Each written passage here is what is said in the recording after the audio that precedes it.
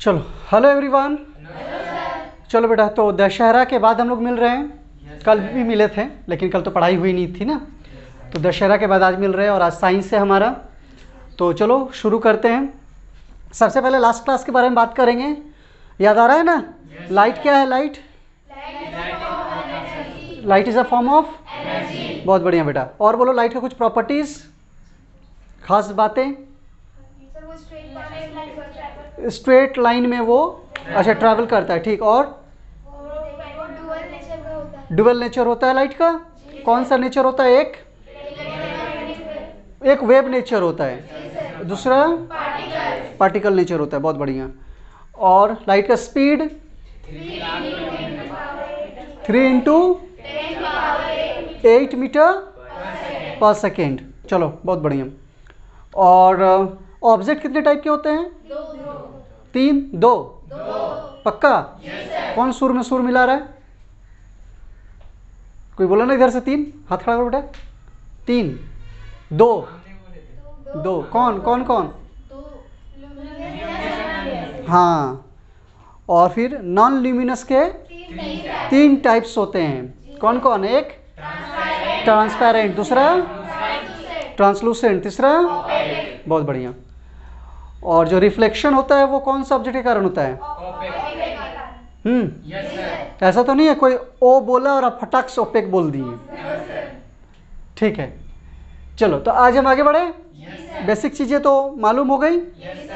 ठीक, देखो बेटा आज हम क्या करते हैं। ये रहा एक सरफेस। क्या कैसा है ये सरफेस? ये जो सरफेस है बेटा, ये जो सरफेस हम ले रहे हैं, ये सरफेस हार्ड है। कैसा सरफेस है? हार्ड। दूसरा ये स्मूथ है। कैसा है बेटा? स्मूथ। और तीसरा ये पॉलिश्ड है। कैसा है? पॉलिश्ड। ये लो बेटा, इसको हम कर दिए पॉलिश्ड। फिजिक्स में साइंस का बहुत बड़ा इंपॉर्टेंस ही है, तो एक एक साइन जो भी हम बताएंगे हम आपको बहुत बारीकी से सुनिएगा और समझिएगा। तो ये क्या कर दिया? पॉलिश्ड कर दिए। अब ये जो हार्ड, स्मूथ और पॉलिश्ड जो भी सरफेस है, ये बेटा होता है मिरर। कैसा सरफेस होता है? मिरर का सरफेस ऐसा होता है। यानी मिरर कैसा होता है? हार्ड होता है। मिरर को छुए आप? पकड़े? हार्ड होता है कि नहीं होता है? होता है। स्मूथ होता है और वो पॉलिश्ड होता है। पीछे से नहीं होता है पॉलिश्ड, तभी तो हमारा इमेज दिखता है ना। अगर वो पॉलिश्ड नहीं होगा तो कैसे हम अपने आप को देख पाएंगे? समझ पा रहे हैं आप? ठीक है, तो हार्ड, स्मूथ एंड पॉलिश्ड कैसा होता है? एक मिरर होता है। तो मिरर का भी डेफिनेशन क्लियर हो गया है ना। अब एक लाइट रे बहुत दूर से आई, कहीं से आ रही है? आराम से आ रही है, मस्ती करते हुए आ रही है। और लाइट बेटा हमेशा स्ट्रेट लाइन में ट्रैवल करती है, ठीक। तो लाइट एकदम दूर से आ रही है। अब इसको कोई ऐसे कर्व जैसा मत बना देना, ठीक। तो लाइट और ये जो साइन हम दे रहे हैं, अभी हम आपको थोड़ी देर पहले बोले कि साइन का बड़ा इंपॉर्टेंस ही है। तो ये जो हम एरो दे रहे हैं, इस एरो का मतलब क्या हुआ कि लाइट उधर से आ रही है कि नहीं? अगर अब ये एरो ना दे बेटा, मान लो ये एरो हम नहीं दिए, आपको कैसे समझ में आएगा कि लाइट आ रही है कि कहीं से जा रही है? पहली बात तो ये लाइट का साइन ही नहीं है ना।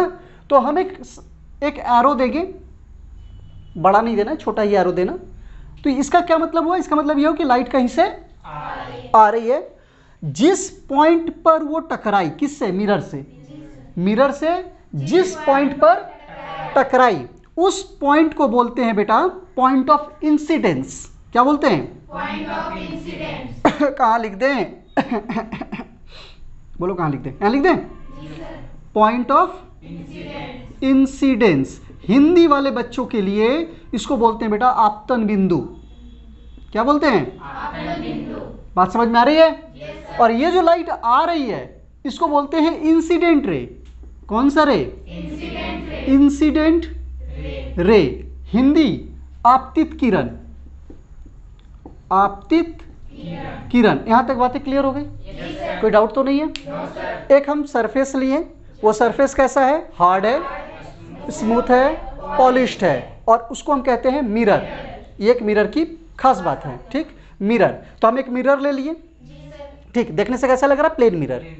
ठीक, अब एक मिरर लिए, अब इस मिरर पर एक लाइट कहीं से आई, ठीक, आई, इंसिडेंट रे हो गया, और वो लाइट इस मिरर के जिस पॉइंट पर टकराई वो पॉइंट हो गया बेटा पॉइंट ऑफ इंसिडेंस। ठीक, जैसे ही वो टकराई, ये पॉइंट ऑफ इंसिडेंस जैसे ही हमको मालूम चला, हाथों हाथ, लगे हाथ, हम यहां पर एक परपेंडिकुलर ड्रॉ किए।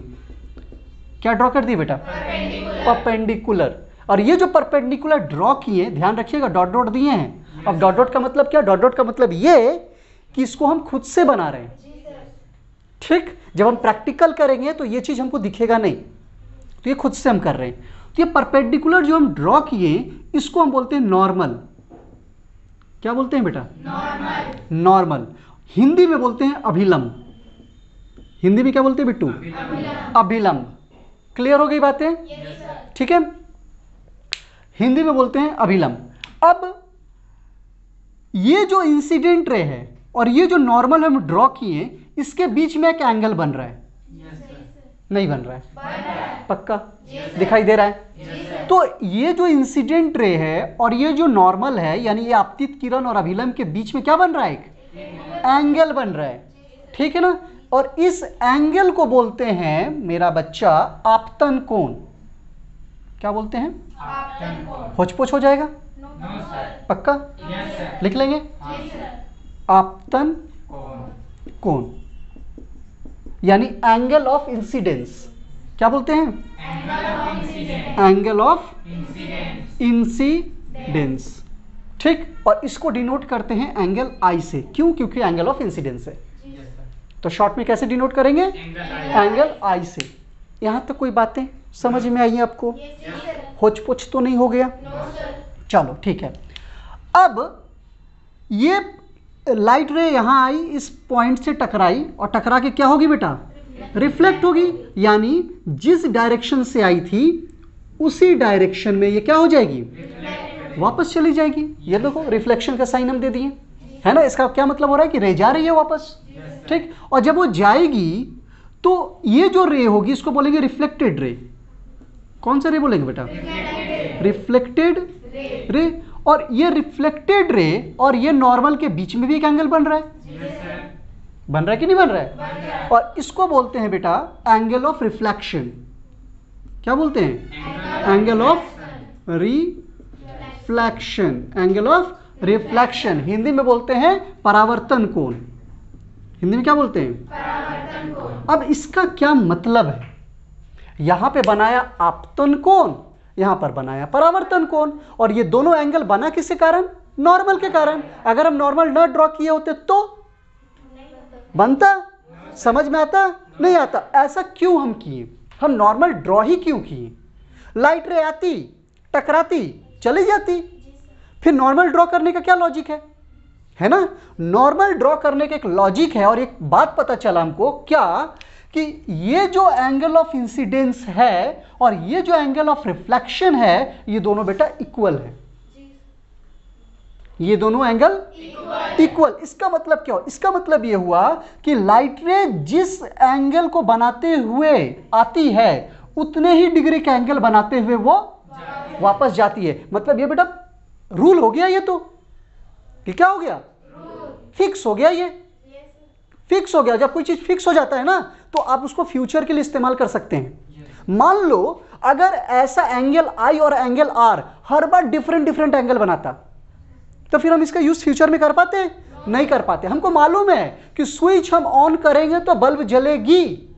अगर बल्ब नहीं जले तो कहीं ना कहीं प्रॉब्लम है, यानी बल्ब खराब है, तार खराब है, कुछ ना कुछ में एरर है। क्यों? क्योंकि जलना चाहिए था, क्योंकि फिक्स है ना भाई। इस पर प्रैक्टिकल हुए हैं भाई, इस पर लेबोरेटरी में बहुत सारे प्रयोग हुए हैं, और हम लोग भरोसा करके स्विच लगाते हैं। क्यों? क्योंकि जलेगा। हाँ कि ना? बात समझ में आ रही है ना? तो वही चीज है कि अगर कोई चीज फिक्स हो जाए फिजिक्स में, अगर कोई चीज, और ये ऐसा तो नहीं कि फिजिक्स इसको फिक्स किया है, यह पहले से होगी, लोगों को बाद में मालूम चला होगा। क्योंकि फिजिक्स का मतलब क्या है? Rule of nature. फिजिक्स का मतलब क्या है? Rule of nature. यानी ऐसा थोड़ी है कि न्यूटन जी जब थे तभी सेव नीचे गिरा, क्यों? 1000 साल पहले सेव नीचे नहीं गिर रहा था? गिरा होगा ना, लेकिन उस समय मालूम नहीं चला होगा, या उस समय लोगों ने ऑब्जर्व नहीं किया होगा, ध्यान नहीं दिया होगा, लेकिन उस समय भी तो सेव नीचे ही गिर रहा होगा।